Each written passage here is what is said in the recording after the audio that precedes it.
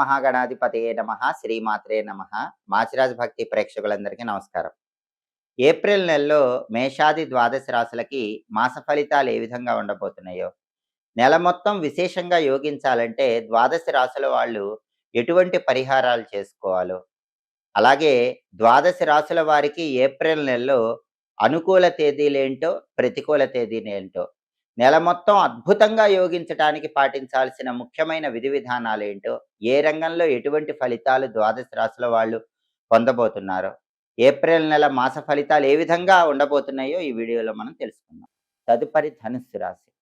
ధనుస్సు రాశి వాళ్ళకి ఏప్రిల్ నెలలో మాస ఫలితాలు పరిశీలిస్తే అన్ని రంగాల వారికి ధనుసు రాశి వాళ్ళకి ఏప్రిల్ నెల బ్రహ్మాండమైన యోగదాయకమైన కాలంగా చెప్పుకోవాలి. విద్యారంగం తిరుగులేని విధంగా అద్భుతమైన ర్యాంకులు తెచ్చుకుంటారు. కాంపిటేటివ్ ఎగ్జామ్స్లో సక్సెస్ సాధించి చక్రం తిప్పగలుగుతారు. కావలసిన కాలేజీల్లో స్కూళ్ళల్లో సీట్లు సంపాదిస్తారు.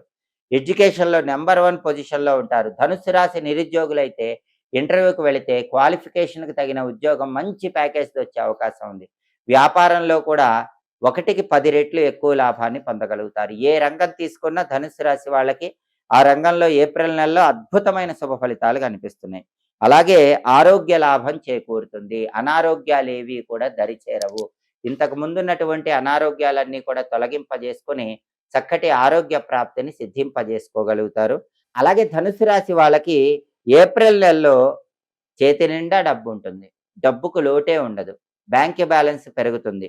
ఉల్లాసంగా, ఉత్సాహంగా, ఆనందంగా కాలాన్ని గడుపుతూ ఉంటారు. అలాగే చేస్తున్న ప్రతి వ్యవహారంలో కూడా సానుకూల ఫలితాలు వస్తూ ఉంటాయి. వాహన సౌఖ్యం ఉంటుంది. బండి కానీ, కారు కానీ కొనుక్కోవటానికి ప్రయత్నించినట్లయితే కొనుక్కునే యోగం ఉంది. సంతాన సౌఖ్యం ఉంది. అంటే పిల్లలకు సంబంధించిన సమస్యలు తీరిపోయి పిల్లలు విజయాలు సాధించడం వల్ల మానసికంగా ఆనందాన్ని పొందుతూ ఉంటారు. అలాగే భార్యాభర్తల మధ్య కూడా సరైన అవగాహన ఉంటుంది. ధనుసు రాశి భర్తలైతే భార్యలతో, ధనుసు రాశి భార్యలైతే భర్తలతో చక్కటి దాంపత్య జీవితానికి నాంది వాక్యం పలుకుతారు. అలాగే వినోదపరమైన కార్యక్రమాల్లో పాల్గొని ఆనందంగా కాలాన్ని గడుపుతారు. సంఘంలో పెద్దవాళ్లను కలుసుకుంటారు. సాంఘికంగా గౌరవ మర్యాదలు, కీర్తి ప్రతిష్టలు ఉన్నటువంటి వ్యక్తులతో పరిచయాలు ఏర్పడతాయి. ఆ పరిచయాలు బంగారం లాంటి భవిష్యత్తుకు కారణమవుతాయి. అలాగే నూతన పరిచయాలు మీకు ధనలాభాన్ని కలిగింపజేసే సూచనలు కూడా ఉన్నాయి. ధనుస్సు రాశి వాళ్ళకి ఉద్యోగులకి ప్రమోషన్తో కూడిన ట్రాన్స్ఫర్ అనేది ఏప్రిల్ నెలలో వచ్చే యోగం ఉంది. చాలా కాలంగా మీకు ఒక ట్రాన్స్ఫర్ కావాలి, మంచి ప్రమోషన్తో కూడిన అద్భుతమైన ప్రదేశానికి ట్రాన్స్ఫర్ కావాలంటే అది జరిగే అవకాశం ఏప్రిల్ నెలలో ధనుసు రాశి వాళ్ళకి చాలా ఎక్కువగా ఉంది. అలాగే వివాహాది శుభ కార్యక్రమాలకు కూడా హాజరవుతారు. వాహనాల మీద ప్రయాణం చేయటం ద్వారా మంచి ప్రయోజనాలు పొందగలుగుతారు. దూర ప్రాంతాలకు ప్రయాణాలు చేయటంలో కూడా ఉత్సాహాన్ని పొందుతూ ఉంటారు. అన్ని రకాలుగా ధనుసు రాశి వాళ్ళకి ఏప్రిల్ నెలలో పట్టిందల్లా బంగారంలా ఉంటుందని చెప్పడంలో ఏమాత్రం సందేహం లేదు.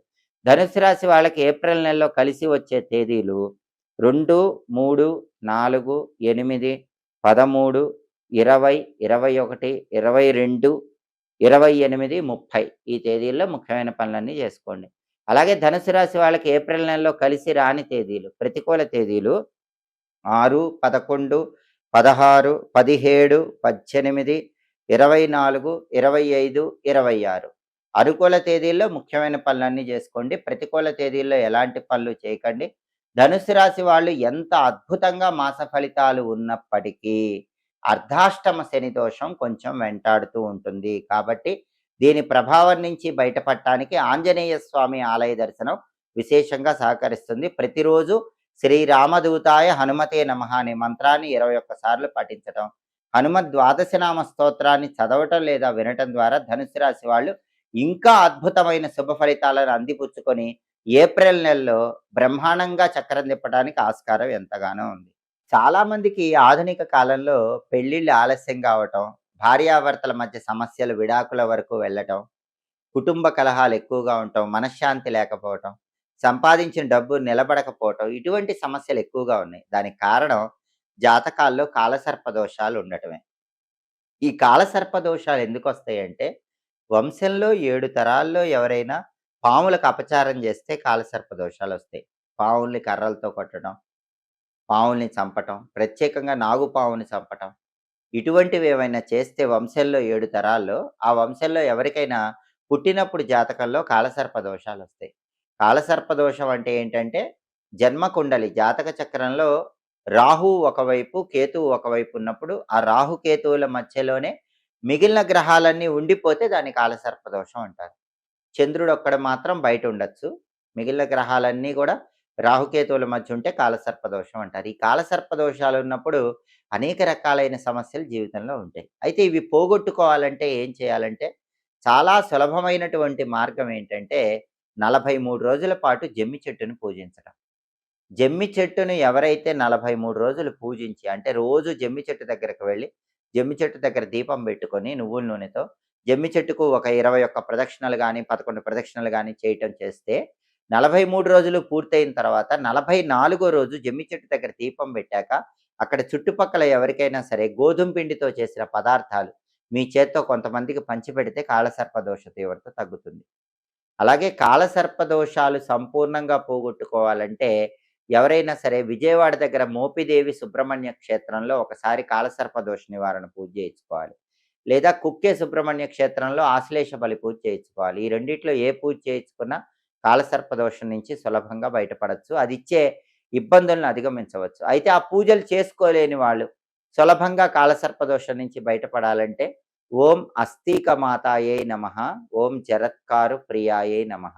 ఈ 2 మంత్రాలు రోజు ఉదయం స్నానం చేశాక 21 సార్లు చదువుకోండి. ఎందుకంటే మానసాదేవి గురించి సామవేదంలో చెప్పారు. మానసాదేవికి కాలసర్పదోషాలు పోగొట్టే శక్తి ఉంటుంది. సమస్త సర్పాలకు ఆవిడ అధిదేవత.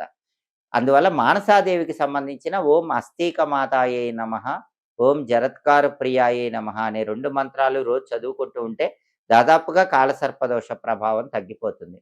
అలాగే కాలసర్పదోషాలన్నీ పోగొట్టుకోవాలంటే పరమేశ్వరుడికి ఒకసారి నాగాభరణం చేయించి దేవాలయంలో సమర్పించండి. రాగి లేదా ఇత్తడి లేదా పంచలోహాలతో ఒక సర్పం పడగ లాంటి దాన్ని చేయించి శివాలయంలో ఈశ్వరుడికి సమర్పిస్తే చాలా మంచిది. సంపూర్ణంగా కాలసర్పదోషాల నుంచి బయటపడొచ్చు. అలాగే కాలసర్పదోషాలేవి దరిచేరకుండా ఉండాలంటే వీలైనప్పుడల్లా మంగళవారం పూట జంటనాగుల విగ్రహాలకు పాలు పోయటం, ఆ విగ్రహాల తోకల దగ్గర తమలపాకులో బెల్లం ముక్క నైవేద్యం పెట్టి ప్రదక్షిణలు చేయటం, ఇటువంటివి చేస్తే కూడా కాలసర్పదోషాలు తగ్గిపోతాయి. పరమేశ్వరుడు సర్పాలనే ఆభరణాల్లాగా ధరిస్తాడు. అటువంటి పరమేశ్వరుడికి తేనెతో అభిషేకం తరచుగా చేస్తూ ఉంటే కూడా కాలసర్ప దోషాలన్నీ తొలగిపోతాయి. పరమశివుడికి తేనెతో అభిషేకం చేసుకోవటం, దాంతో పాటుగా సోమవారం రాహుకాలంలో శివాలయ ప్రాంగణంలో దీపాలు వెలిగించడం ద్వారా కూడా కాలసర్ప దోష తీవ్రతను తగ్గింపజేసుకోవచ్చు. సోమవారం ఉదయం పూట 7:30-9 గంటల మధ్య ప్రాంతంలో రాహుకాలం ఉన్న సమయంలో శివాలయ ప్రాంగణంలో నిమ్మ దీపాలు వెలిగించుకోండి. దానివల్ల కాలసర్ప దోషాలన్నీ అధిగమించి విశేషమైనటువంటి శుభ ఫలితాలను సిద్ధింపజేసుకోవచ్చు. అలాగే అన్ని రకాలైనటువంటి కాలసర్ప దోషాలను తొలగింపజేసుకోవటానికి సుబ్రహ్మణ్యేశ్వర స్వామి ఆలయానికి వెళ్ళి 41 రోజుల పాటు సుబ్రహ్మణ్య ఆలయంలో ప్రతిరోజు వీలైనన్ని ప్రదక్షిణలు చేయండి. దానివల్ల కూడా సంపూర్ణంగా కాలసర్ప దోషాలు తొలగింపజేసుకోవచ్చు. ఈ పరిహారాల్లో ఏ పరిహారం చేసుకున్నా కూడా జాతక చక్రంలో మీరు పుట్టినప్పుడున్న కాలసర్ప దోషాల తీవ్రతను తగ్గింపజేసుకొని సమస్త శుభ ఫలితాలను సిద్ధింపజేసుకోవచ్చు. అలాగే ఎప్పటికప్పుడు జ్యోతిష శాస్త్రపరంగా దినఫలాలు, మాస ఫలాలు, 10 రోజుల ఫలితాలు, సంవత్సర ఫలితాలు, ఖగోళంలో గ్రహాల సంచారంలో మార్పును బట్టి ఫలితాలు ఇవన్నీ తెలుసుకోవాలంటే మాచిరాజ్ భక్తి ఛానల్ తప్పకుండా చూడండి. మా వీడియోస్ మీకు నచ్చినట్లయితే మా ఛానల్ లైక్ చేయండి, కామెంట్ చేయండి. మా ఛానల్ వీడియోస్ 10 మంది మిత్రులకు షేర్ చేయండి. మా ఛానల్ సబ్స్క్రైబ్ చేసుకోండి. పక్కనున్న బెల్ సింబల్ నొక్కటం మాత్రం మర్చిపోకండి. సర్వే జనాః సుఖినో భవంతు. స్వస్తి.